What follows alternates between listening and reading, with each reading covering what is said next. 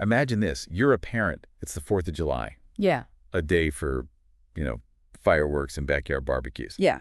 But in 1994, Mm-hmm. for the Steiner family in Baraboo, Wisconsin, Right.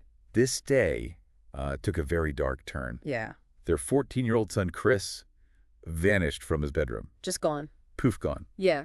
And that's where our deep dive begins today. Yeah. You've brought us a case that initially seemed like a tragic accident, Right. maybe a drowning, Mm-hmm. but the truth, as we'll discover, Yeah, is far more sinister. exactly.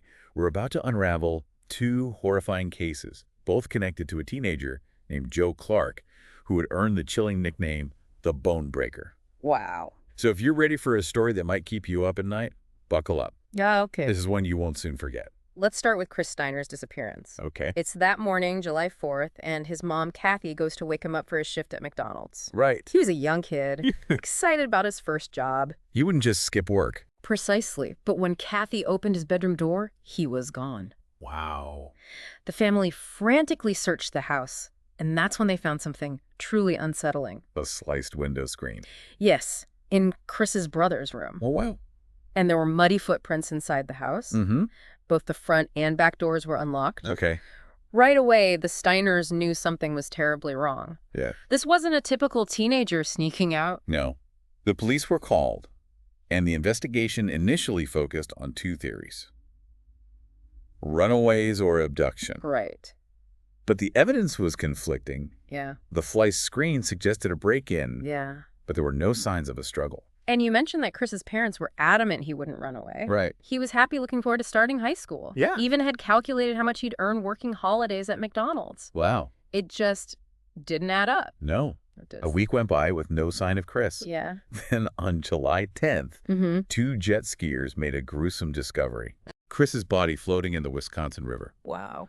The body was badly decomposed, which made the autopsy inconclusive. Right. The pathologist suspected drowning, but couldn't rule out other possibilities. Mm-hmm. So with no solid evidence of foul play, the police leaned towards the accidental drowning theory. Right. The case was closed, leaving the Steiners with a heart-wrenching lack of closure. Yeah. They knew in their gut that something terrible had happened to their son. What's striking here is the weight of the unknown. Yeah. What if those muddy footprints had been investigated more thoroughly? Right. What if the sliced screen hadn't been dismissed so quickly? Yeah. Could the truth have been uncovered sooner?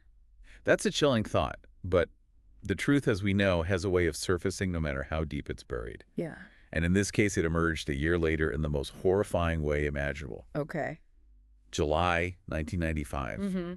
A frantic 911 call changes everything. Oh, God. A teenage boy barely able to speak whispers that he'd been kidnapped, tortured, and locked in a closet. Wow. His name was Thaddeus Phillips, and his abductor was none other than 17-year-old Joe Clark. Oh, my goodness. Thad's story is absolutely bone-chilling. Yeah. He was asleep on his couch when Clark, his neighbor, broke into his house. And what's even more disturbing, Thad's 5-year-old sister was asleep on that same couch. Oh my gosh. Clark essentially snatched him right from under his sister's nose. It's unthinkable. It is. Clark led Thad, barefoot and half asleep, back to his own house. Wow.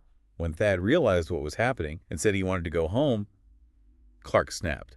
Oh, no. What followed was a 2-day ordeal of unimaginable cruelty. Gosh. Clark repeatedly broke out. Thad's legs jumped on them until the bones shattered. Oh, my goodness. The force doctors later said was equivalent to a car accident. Oh, wow. And if that wasn't enough, Clark subjected Thad to psychological torture, Right. exposing himself, threatening to smother him, Mm. and even bragging about breaking other boys' bones. It's during this horrific ordeal that Clark confesses to Thad. Oh, wow. He asks him, "Do you know Chris Steiner?" and admits to killing him. Remember, at this point, Chris's death was still considered an accidental drowning. Right. Thad's account completely blew the case wide open. Yeah, it did. While doctors were trying to piece Thad's legs back together, the police were racing to the Clark house to gather evidence. Right. What they found was a window into a deeply disturbed mind. Yeah. Those muddy footprints at the Steiner house. A perfect match to Joe Clark's shoes. They also found a plywood board with satanic, writing a leg brace, stacks of horror movies, and most unsettling of all, Yeah. sketches of house interiors, Oh, wow. including the Steiners. And then there were the lists. Yeah. 3 of them with names of local boys. One titled Get to Now, Another Can Wait, and the most disturbing leg thing. Oh my goodness. It paints a chilling picture of systematic stalking. But the most horrifying discovery was the link to Chris Steiner. Right. After Thad's revelations, Chris's body was exhumed for a second autopsy.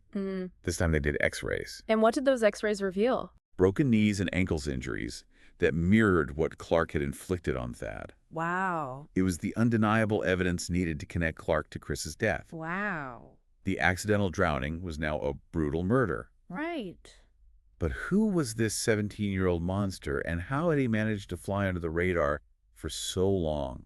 The answer disturbingly might lie in the one place that should have been a haven for Joe Clark. His home. Chris's mother, Kathy, had suspected Clark from the beginning. Oh, really? She described him as domineering, Uh-huh. someone who enjoyed bullying younger boys. She even revealed that Clark had tried to get Chris to go somewhere with him the day he disappeared. Oh, wow. Chris refused. And as the investigation unfolded, a picture emerged of a deeply troubled teenager, Yeah. perhaps scarred by a previous head injury, Right. living in a chaotic home environment, Yeah. dominated by his parents' alcoholism. We have Joe's own journal entries describing his parents' constant drinking, passing out. Right. It paints a bleak picture of his upbringing. And the parents' reaction to the accusations against their son only added to the mystery. Yeah. Instead of accepting the evidence, they vehemently denied his involvement, Wow. claiming it was a conspiracy. Their denial adds another layer of complexity to this already disturbing case. Right. But one thing was certain, the truth was about to be laid bare in a courtroom where Thad Phillips would bravely face his tormentor and fight for justice. Wow. The trial of Joe Clark was a media frenzy. You have this seemingly ordinary teenager from a small town accused of crimes so horrific. Yeah. They seemed ripped from a horror movie. It's unbelievable. It forced the community to confront some very uncomfortable truths, not only about the nature of evil, but also about the systems that might have failed, Right. allowing someone like Joe Clark to slip through the cracks. Yeah, I mean, at the center of it all was Thad Phillips. Right. A 13-year-old boy who had endured the unimaginable. Yeah. His courage in facing his abuser and recounting the details of his torture was remarkable. Because of the severity of his crimes and the public outcry, the court decided to try Clark as an adult. Right. Attempted first-degree intentional homicide, burglary, kidnapping, intentionally causing great bodily harm to a child. Wow. Mayhem, causing mental harm to a child. Goodness. And 2 counts of child enticement. It was a long list. A very long list. If convicted on all counts, he was looking at a sentence of over 170 years. Wow. Essentially a life sentence. The trial was divided into 2 phases. Okay. First, the jury had to determine whether Clark was guilty of the crimes against Thad. Right. If they found him guilty. Yeah. Then they would move on to the second phase, Okay. determining his mental state at the time of the crimes. Clark's defense attorney, Mark Frank, was in a tough position. The evidence was overwhelming. Yeah. He decided to focus on an insanity plea, Okay. hoping to avoid a life sentence for his client.